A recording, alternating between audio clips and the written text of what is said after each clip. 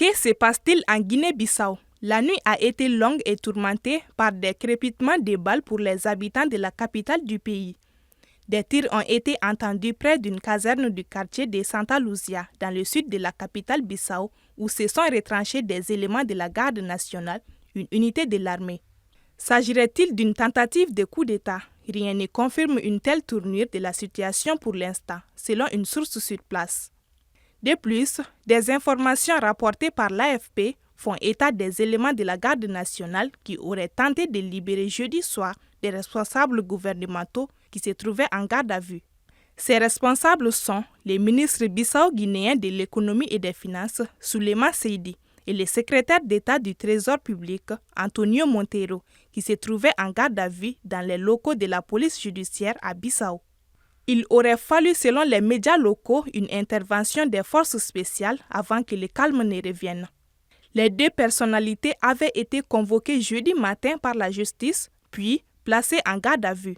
La police judiciaire a interrogé les deux hauts responsables plusieurs heures durant sur un retrait d'une somme de 10 millions de dollars des caisses de l'État, selon des sources. L'état-major bissau-guinéen a indiqué vendredi détenir le chef de l'unité des forces de sécurité impliquées dans ces événements et a assuré que l'armée contrôlait la situation.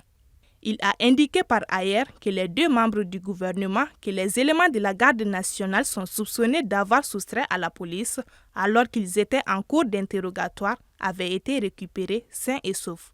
Ce matin, un calme précaire règne à Bissau.